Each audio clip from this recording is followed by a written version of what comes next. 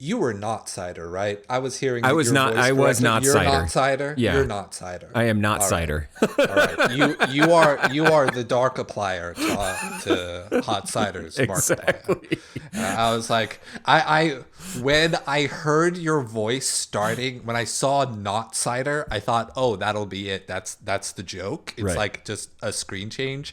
And then I heard your voice, and I was driving in my car at the time, and I literally screamed, "Fuck you, Kevin!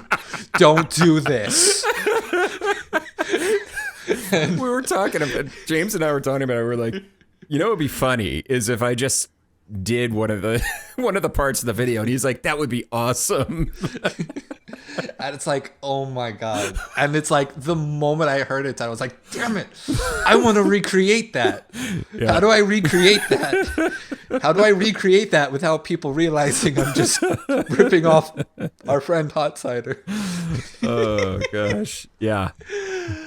Oh man. So, I hear the hip thing to be doing for these podcast things that everyone's real interested in is to have a cold open.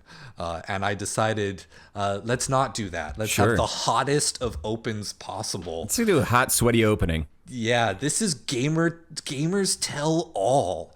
And in Okay. Gamers Tell All, I'm challenging you to prove to me that you are a smart gamer. Oh God. And if you can't answer me my questions too, then you're a dumb gamer. Oh gosh. Oh boy. I'm sweating now. So question number 1. Yeah. What's the most significant thing you've ever learned from a video game? Okay. And actually dropping the artifice for a bit, we really dropped it because for everyone else, I've asked in advance what game we're going to talk about. Yeah. So I can research it and act like I know a bit more than Sure. I do. Sure. But this time I decided I don't care. Yeah. I've already had my coffee. It's late, so I can't have more. Yeah. And I made thumbnails today, so I didn't do the other thing I did. I'll be honest. I look forward to waking up in the morning to drink my coffee. Like, Yes. because and I wish the brand of coffee cold brew that I drink had a decaf, so I could just kind of keep drinking it into the evening. Oh my gosh, that is the thing. That is the thing about once you unlock flavor for coffee, Yeah. it becomes a much more dangerous world. Yeah. The world of caffeine goes different. All right. Yeah. And this was the thing that excited me most when I joined the secret cabal that shall not be mentioned of all of us, that we would be fighting about coffee There's so much coffee all fighting. the time.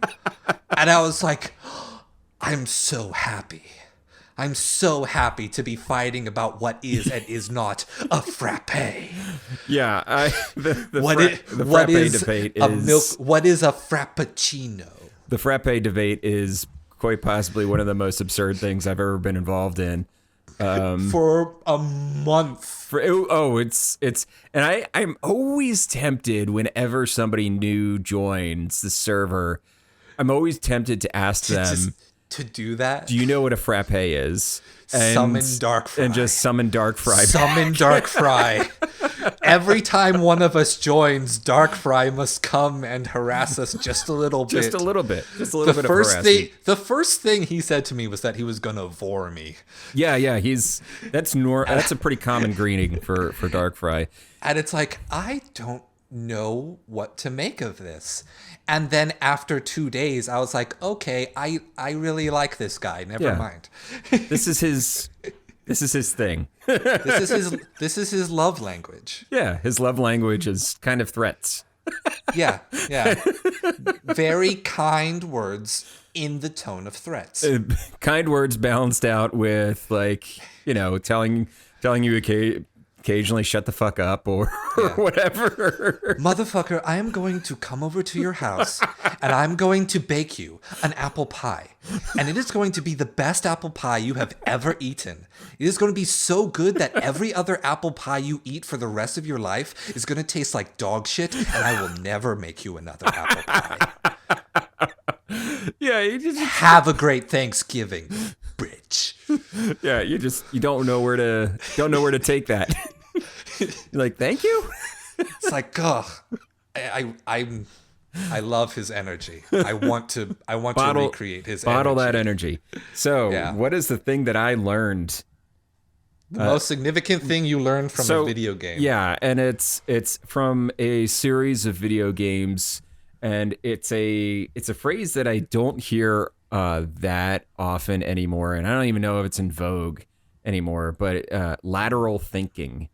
And Lateral thinking. yes. Yeah. So I've heard that phrase somewhere. Yeah. And I'm predicting where you're going. Yeah. But go ahead. I was a huge LucasArts and Lucasfilm Games kid. So I'm talking like there's Maniac Mansion, Zach McCracken, Day of the Tentacle, Sam and Max Hit the Road, Full Throttle, Gladius? No. There was something. There was a like tactics Roman thing that was published by LucasArts. Yeah, there's some other. There's non. It was bad. Yeah, but I loved it. There's like their non-graphic graphic adventure. They were called graphic adventures back then, but point and click games that they were publishing. But these were like the straight up point and clicks, and it started with you have like Maniac Mansion. Actually, even before that, you have Labyrinth. You have the video game adaptation of the movie Labyrinth is before Maniac Mansion, and then at the end, the kind of the peak of it, you would say, is Grim Fandango, which comes out in 1997, and like they were so good. And one of the things that they were people would often criticize them for is something called moon logic. So that's where you have like, you have to combine the rubber chicken with this thing and then use that in order to proceed on this puzzle. But what I like to view it as lateral thinking, because often these games would provide like all of the information that you needed. There was a lot of context clues within the games themselves that allowed you to solve the puzzles organically, but they weren't easy and they weren't obvious.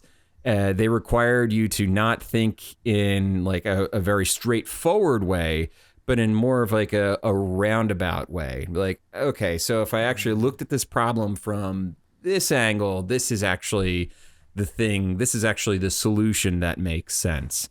So the thing that I believe I learned best from these games was lateral thinking, something that I've kind of taken forward with me into my career as a video editor and stuff like that, is being able to approach problems from angles that are not particularly common ways to solve, or asking questions that might be a little they might seem like a little out of left field, but usually there are ways to address and reframe a problem rather than kind of like the standard, but like, oh, what's the problem? Here's the solution to that problem. Like, okay, there's actually a few different ways to solve for this instead. So that's actually kind of what I've taken from these games the most. All right. So if I could echo that back. Sure.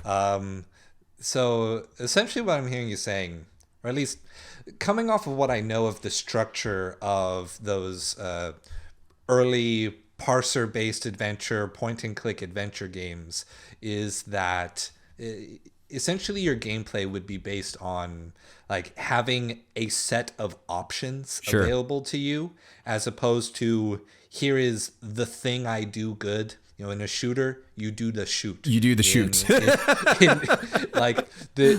That's what a lot of games are. In Mario, you do the jump. It is a jump man. You do the jump. In Sonic, you do the run.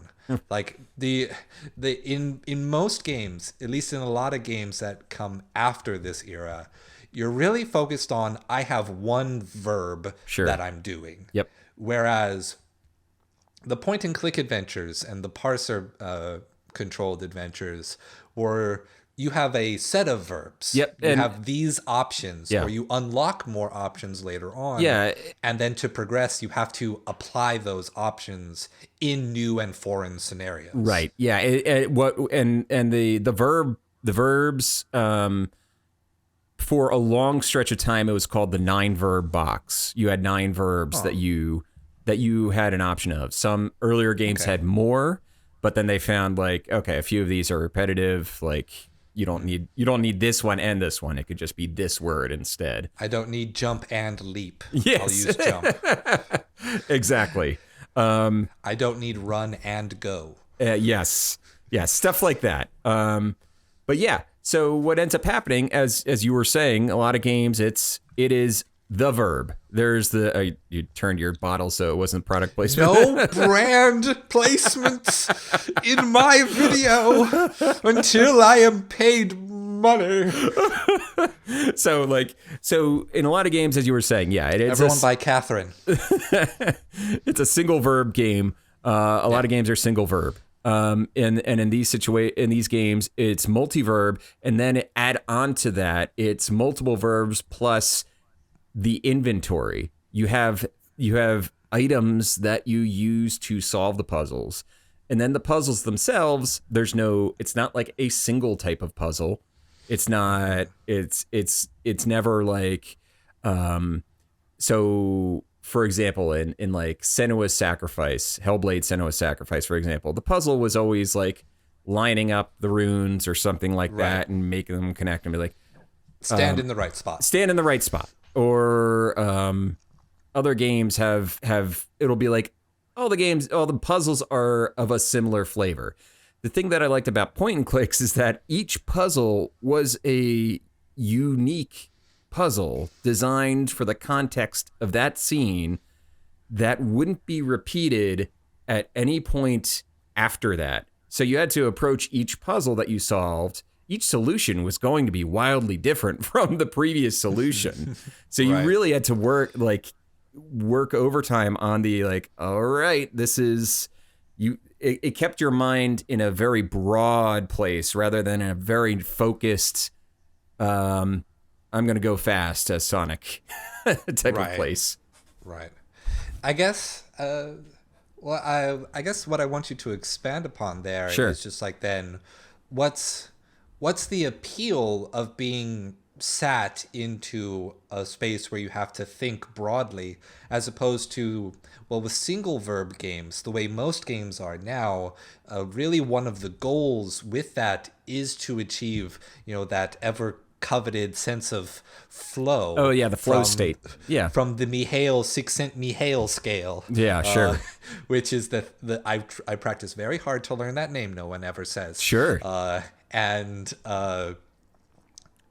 so it's just like, if that's like the goal of engagement, right? To enter into this subjective state of flow. Yeah. To be in a game where instead of doing a single skill and getting better and better at it at a certain rate, what's the appeal? What's the flow of being sat in an environment where you have to think broadly on a subject? That's a good question, because depending on who you are or the way your mind works, some puzzles might be like, got it, and right away, and others are going to be like, oh, this is going to take a while. And I think that's why in this instance, the flow state is a really good structure for game designers to understand when they're trying to pace out a game. Like, this is the way it has to go, like this. It's almost in the same way when if you're screenwriting something, you have to write the story so that you have this nice bounce between like too fast or too slow to keep the tension just right. It's It's all like about plot, but for games. yeah, it's like plot but for games for the most part.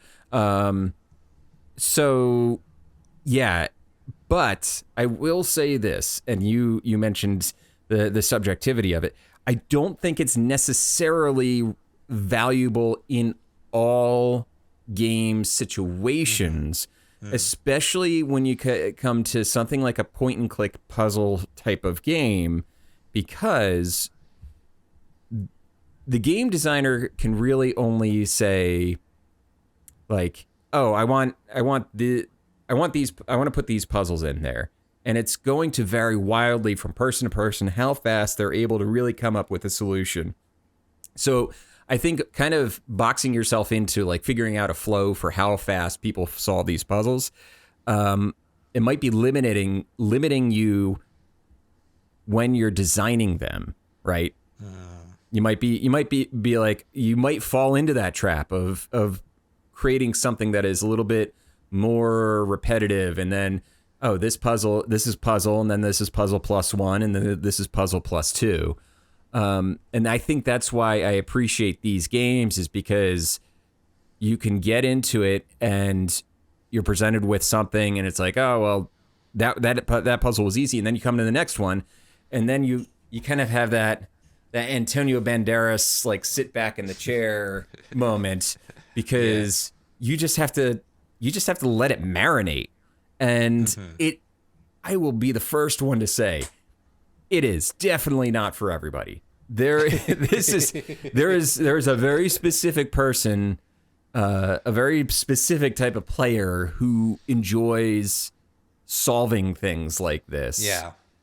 And I think it's very smart to acknowledge that just every game is not for everybody. Every game is not for everybody. Yeah. Because every game has different appeals, and people like different appeals, like things. Aside from the difficulty accessibility conversation, which I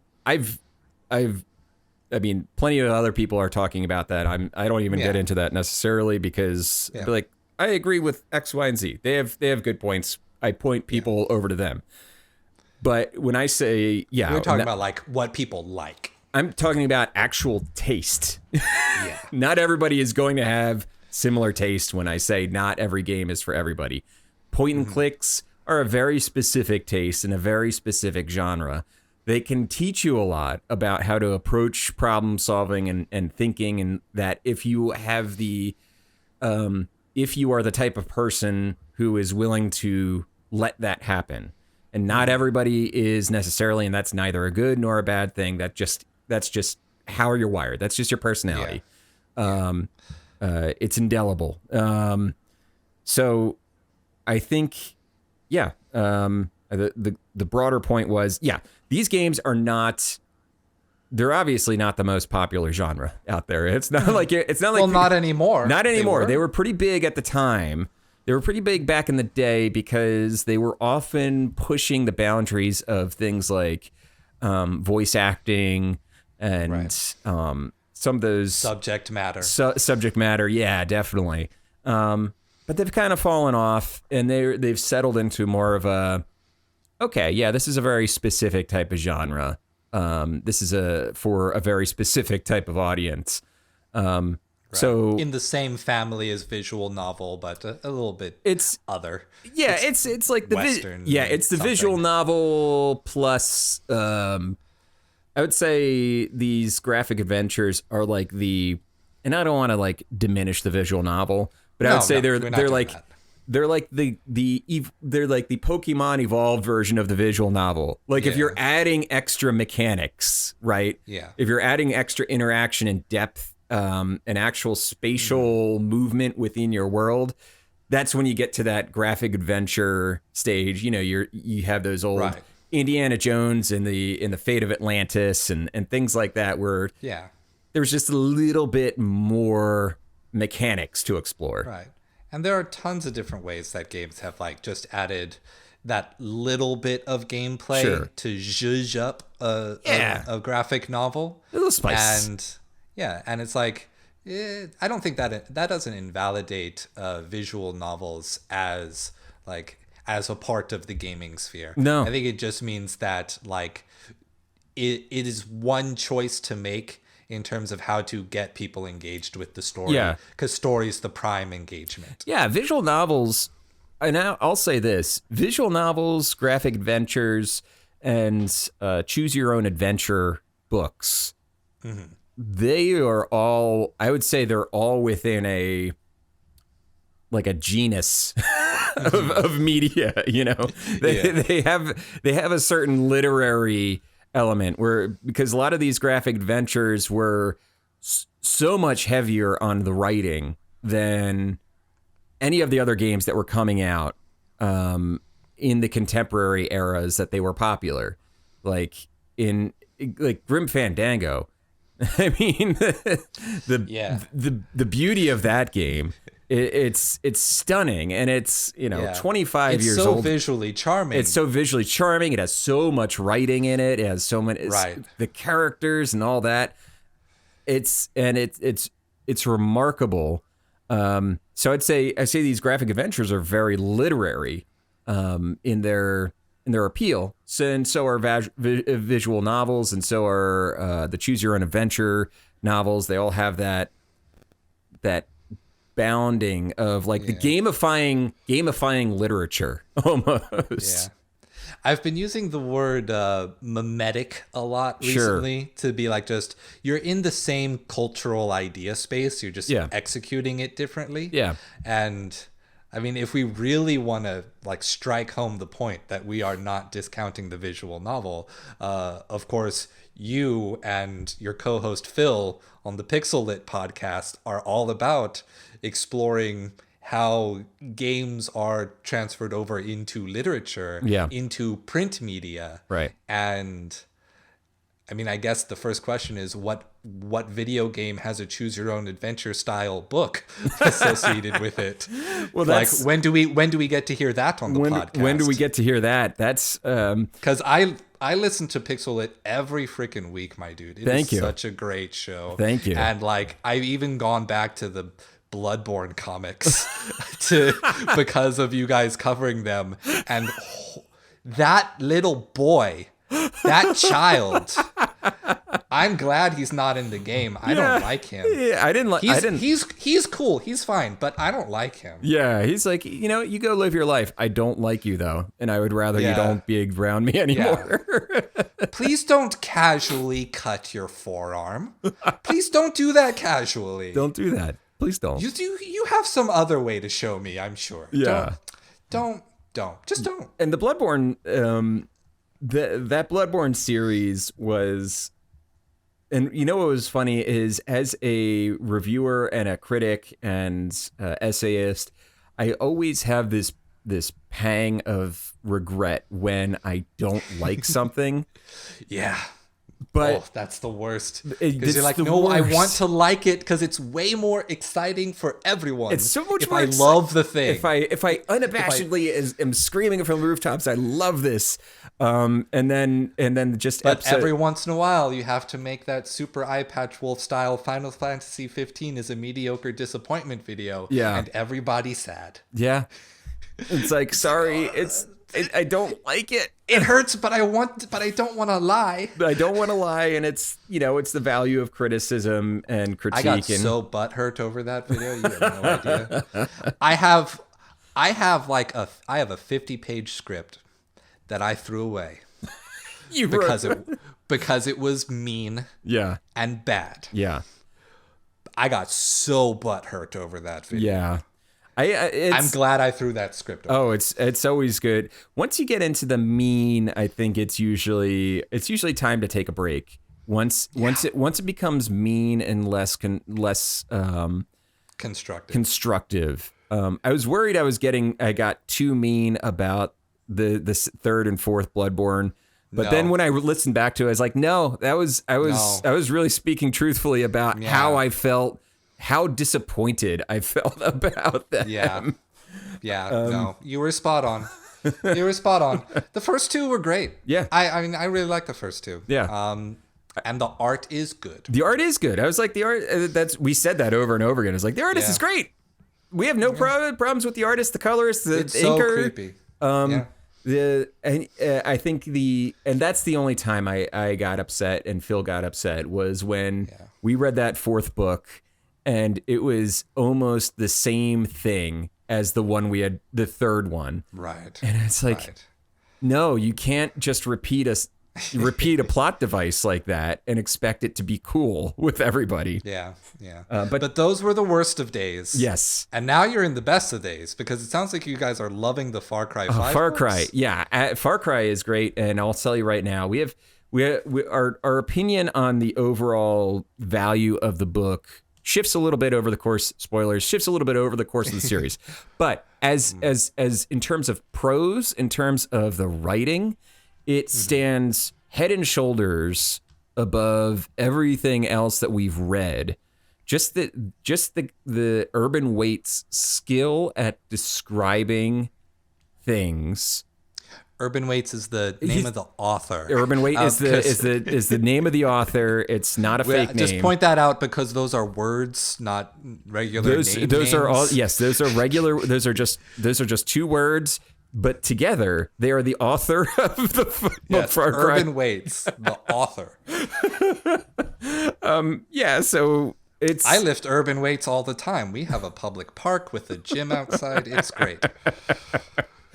But yeah, no, we're having a good time with Far Cry Absolution, and we are recording Dead Space Martyr. Because you guys are always way ahead. We work about a month ahead in terms of our recording schedule. So. You're always dangling that carrot. I can never take a break. Why can't I quit you, Kevin? We're just happy though. We are happy that people have been responding really well to the podcast. It's been a long time coming for Phil and I to really get this thing going. And we're holding that deep lore of the first time we tried PixelLit. You never release the pilot. Never never going to release the pilot. We might talk a little bit more about what it was, but why we stopped. And we're actually going to try that book again next year. It's going to be at the end of 2022. We're going to give another shot at that book, but okay, well, don't tell me what it is. No, it'll be a surprise. Okay, thank you. Well, I want to circle back around. Sure. Because I'm very interested in this sort of like space to sit back and think, and that the games, even though it's a narrative game, like you expect that from like a straight up puzzle game. Sure. You sit down to Baba Is You and you're like, cool, I'm going to turn off all of the unnecessary words in my brain and arrange some sentences. And I'm just going to sit and I'm going to look at Baba and figure out what happened. That cute little bunny. But like, you expect that from a straightforward puzzle game. And what I'm kind of getting is that something that I guess maybe is lost wisdom, a lost idea from that era of gaming, is that it is okay to have your players take time and just pause. And I know some games, I think, was it like Alan Wake and Red Dead, have you just like have your slow moments in that you have to pick up and turn everything and all your crafting is real slow paced because like you're living in here. Yeah. I don't like that, but I know people do. Yeah. I hold down the X button because I'm like, why isn't it just this fast normally? Right. And skip. but then there are other games like more recently where people have been talking about vibe moments. Sure. Where like people are purposefully putting in their games that have like large environments or particularly where like art is the point. Sure. We'll have moments where you just sit and wait. Hollow Knight and Ghost of Tsushima come to mind. Hollow Knight sitting on the bench. You can sit on the bench for a long time and just listen to that nice, safe bench music. Yeah. Ghost of Tsushima, you have onsen where you're composing haiku.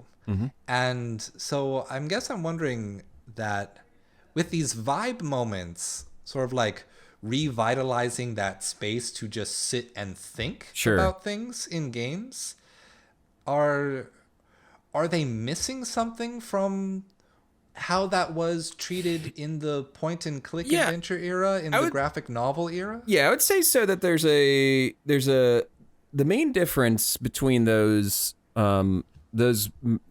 moments to kind of slow down and enjoy the environment, stop and smell the roses, right,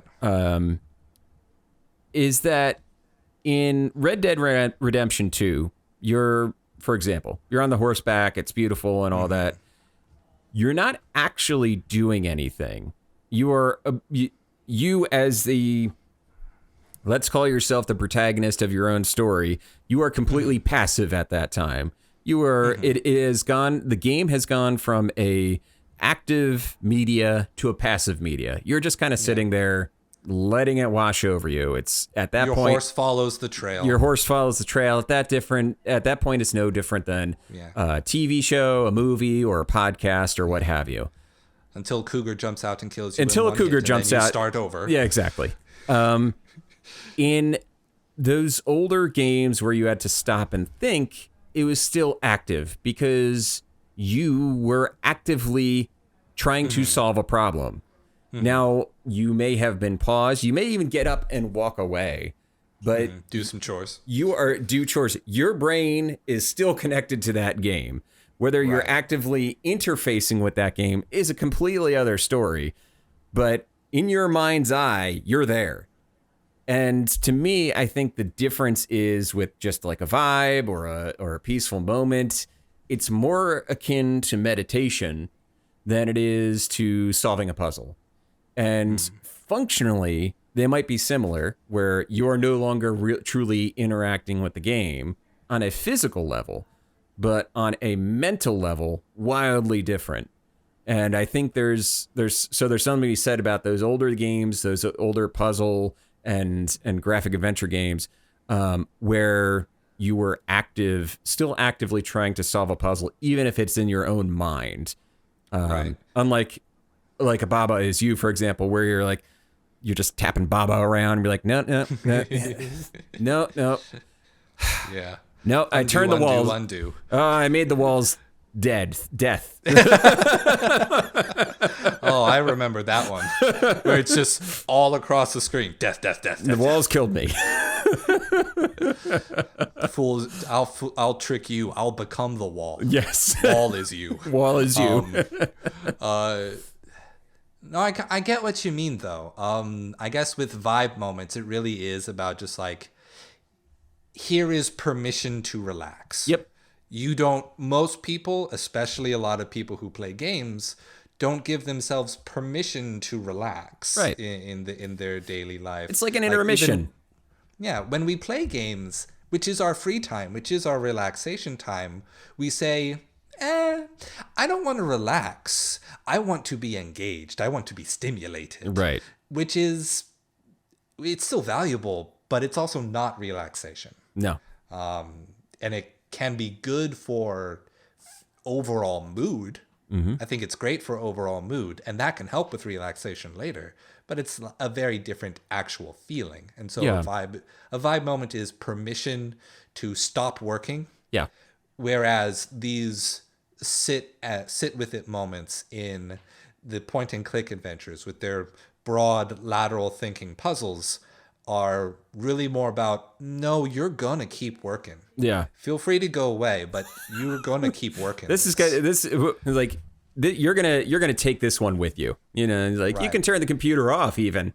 The game's not even running. You're probably still thinking about it. But that's like from a game design standpoint, that's very stimulating. Yeah. And that is like the feeling that we want to get from a game. I want to be stimulated.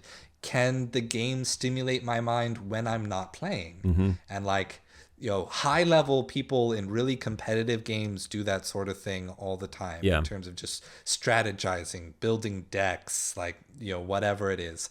Like thinking about what's my new bread and butter combo in Sure. a fighting game. Yep. Yeah, I do kind of when I go was a ahead. musician, back when I still played my saxophone, in in college. I have a dusty harmonica. I will never blow through that thing again.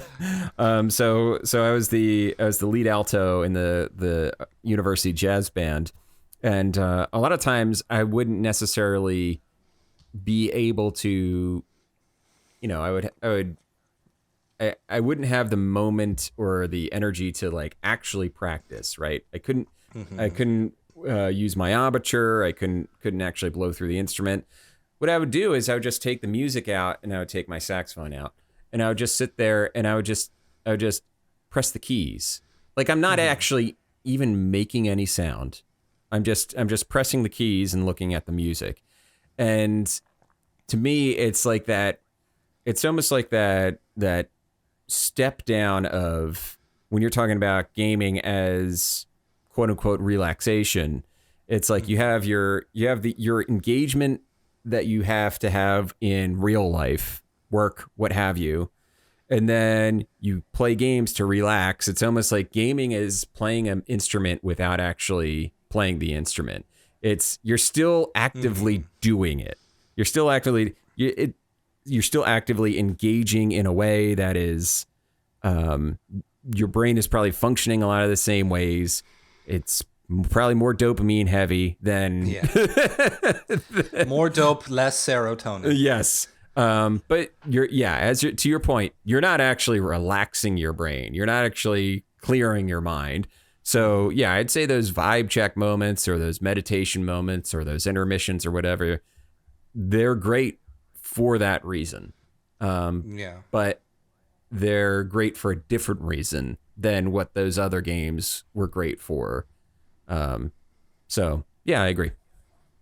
I think this is really great because we've kind of tacked on to something that it's like going against the grain of really fundamental game design, where we're just like different levels of stimulation from a game can be used to create like a different senses of flow. There is typical flow as we conceive it with the scale, which is really high stimulation, and then there are more mellow levels of let's just sit at this level of flow and let's not go up or down. Let's just sit here. Yeah.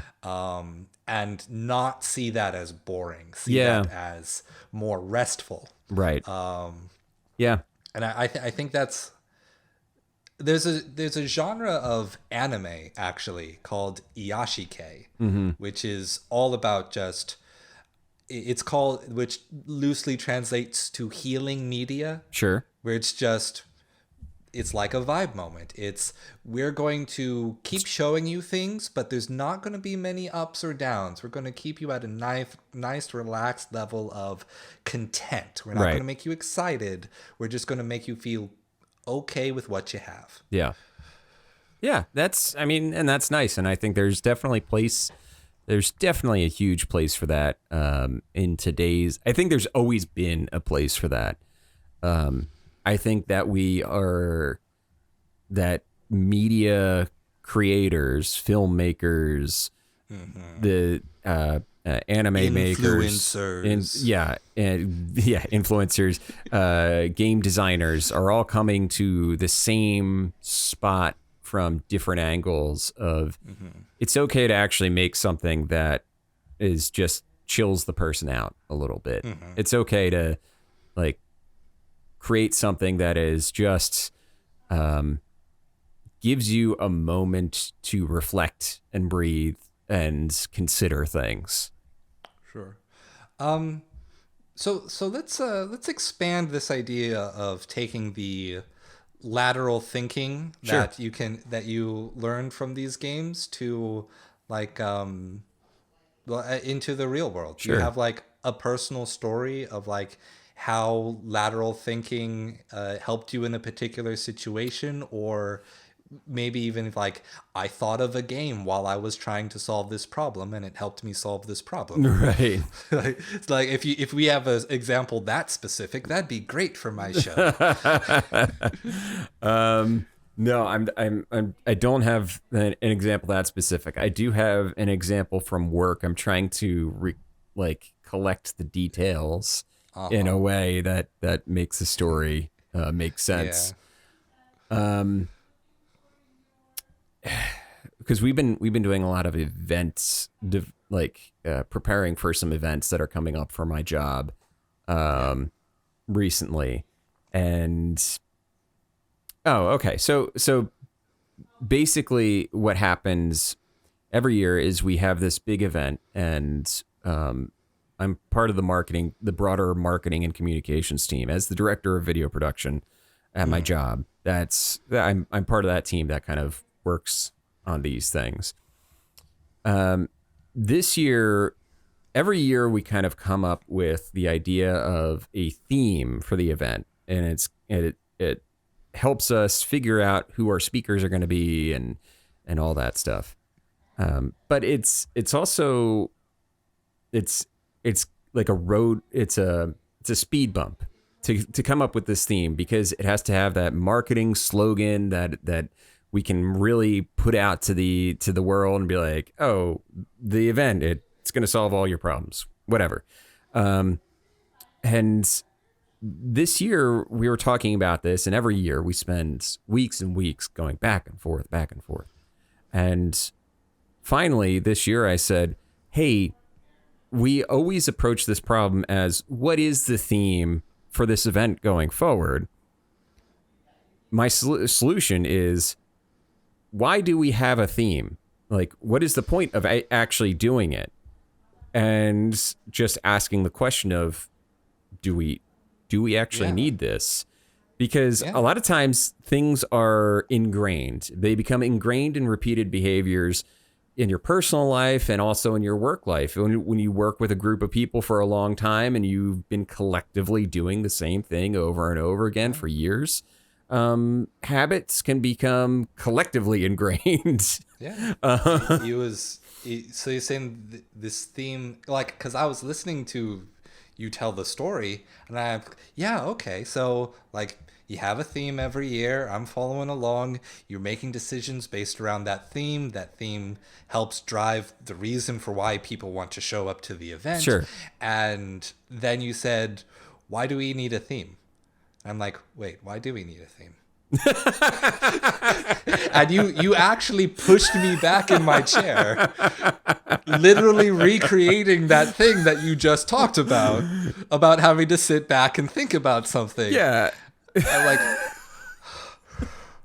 why do we need it? And I don't think I do lateral thinking very well. Then we actually started in earnest discussing, well, yeah, why do we need it? Like, what do we get out of it? And we're like, well, it's it feeds the marketing. We're like, does it actually feed the marketing? Does the audience actually care? And we're like, okay. And we're like, well, what about, our speakers and all that stuff, aligning it all around that theme? We're like, that doesn't need to be an external thing. That's just a statement of work, or just a thesis or whatever. And it doesn't actually have to ever leave this room. And be like, we want to focus on this year. We don't have to turn that into some magical sentence anymore. So what ends up happening then is we get together, we talk about it, and we're like, oh, we don't actually need a theme going forward. Cut the chaff straight to the wheat. Exactly. So we figured out a plan, and it's a completely brand new plan and approach. And we as a team discussed it, debated it, came up with a plan. We took it to the executives and said, hey, this is what we want to do. And the executive said, that's amazing. Let's do that. Because it was new, it was different, and it was exciting. Yeah. Oh, I mean, I'm just excited from the very idea of like, you've gone renegade against the corporate culture, and the corporate culture went, We love that. Thank you for changing us, Kevin. And it's like, I'm getting goosebumps just thinking about how that meeting goes down, the room where it happens. The room where it happens, yeah. We have quoted Hamilton numerous times in these meetings. Yeah. And, I'm thinking about it, and it's like, I think of like, I don't remember GDC ever having a theme. Yeah. But I also think that I also have noticed that in certain years, the Game Developer Conference has a lot of talks around the same subjects in a given year. Yeah. And I'm like, I wonder if they're doing something similar. They are. If they're I can guarantee letting you. themes show up based on what people care about. Yeah, normally, and so this is like a little bit behind the curtain for event planning, is that I guarantee almost every event or conference or what have you, even if they don't have like an external statement of what the theme of their topics is going to be, they have an internal one where they are like, all right, well, we want to we actually feel like this is a big thing to talk about this year.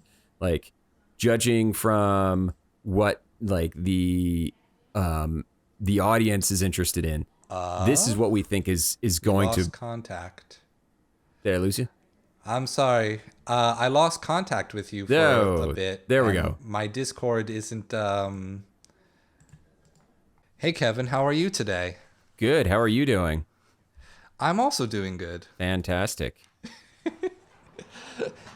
All right. Sorry, we had technical difficulties. You were telling me about like event planning in general, GDC included, how they come up and organize an idea on the back end. Yeah, so a lot of times they'll be looking at they'll have meetings, and they're gonna vary. The names of these meetings vary by company, but they'll have something like a voice of the customer, which is they have people who are just gathering feedback and looking at what people's concerns are, why they would attend an event like this, et cetera, et cetera. And usually that really helps boil down what kind of topics that you want to tackle when you are planning an event. So you might have, let's say it's like cloud gaming or something like that is something that they really want to tackle. And so they might have more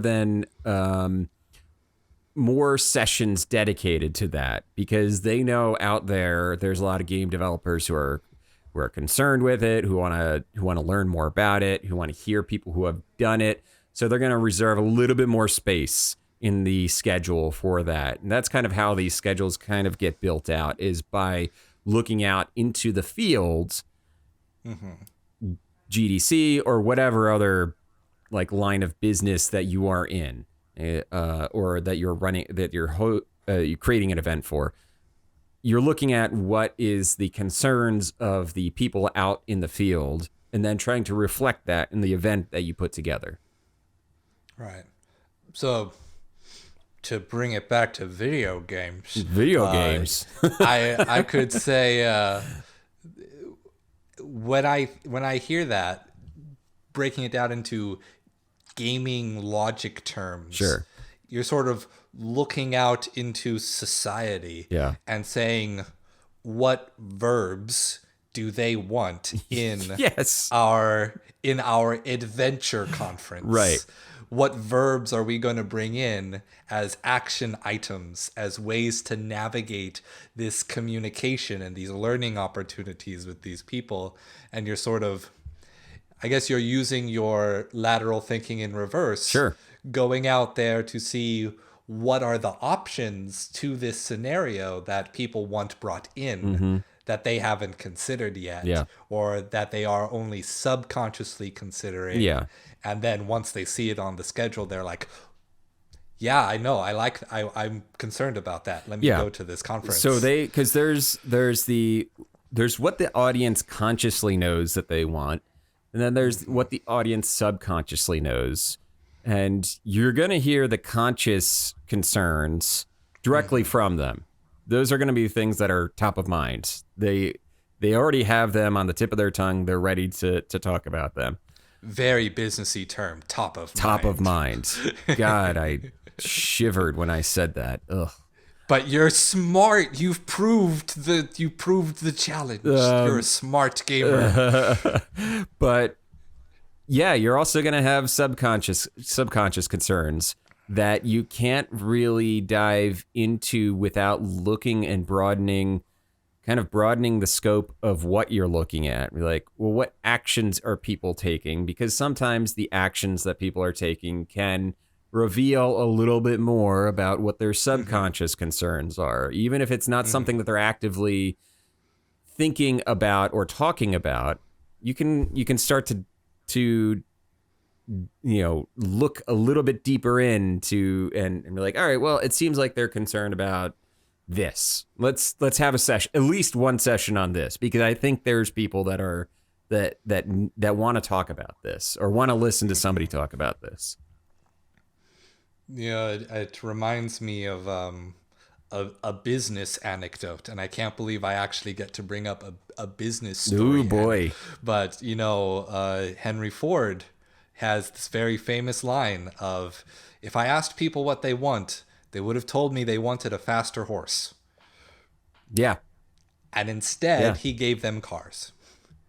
And so it's like, that's really like design, lateral thinking as a design principle applied somewhere other than games. It's just, I took what you said you wanted, I delivered on, I cut the chaff, I removed the theme, and I delivered on the goal. The goal was accomplished, not the way that you thought it was going to be. Yeah. That's extremely valuable. I really do like that. Yeah. Thank you, video games. Thank you, video games. Video games, we love you. Please love us back. They won't. They never will. They're never going to fill that void. Damn it. All right, I guess I'll just go get a girlfriend or something. My girlfriend is going to hear that at some point in the future and like throw a pillow at me or something from across the room. It'll be a well-deserved pillow throw. Don't pretend I don't exist. She's used to me making the worst jokes. Oh. All right. Well, thank you so much, Kevin, the Arcadologist. Alex, thanks for having me. I will definitely be including links down in the doobly-doo. I never say that. Down in the not comments, description. I do like doobly-doo as like that whole comment description area, though. Yeah, but it's like I want to come up with something that isn't, hey, Vsauce here. I just can't. I just don't know what else to call it. Let's just jump right into it. If I steal from Philip DeFranco. Yeah. Oh, he's good at what he does, but like you can, once you listen to someone who has patterns, you hear their patterns. Oh, yeah. I wonder what mine are. In the comments, hey, in the comments below, comment with whatever my speaking patterns are. And feed my algorithm. All right. This was great, Kevin. I'm really glad that we sat down and talked about this. Thanks for having me. I really thought that we were going to talk like about a specific game. A lot of people have talked about like, let's talk about one game. But I think talking about like the genre, and what it can do, really helped expand the conversation somewhere else. You applied some lateral thinking to the topic and structure of my show, and that was very helpful. Thank you. And I think maybe going forward, the show is going to be maybe a little more broad, a little more, hey, guest, come on and talk about the thing you want to talk about. I'm still going to ask my question, though. Ask a question. Yeah. People like questions. All right. Well, now's the time where we fade out. Okay. Every ending is bad. Yeah. Endings are tough.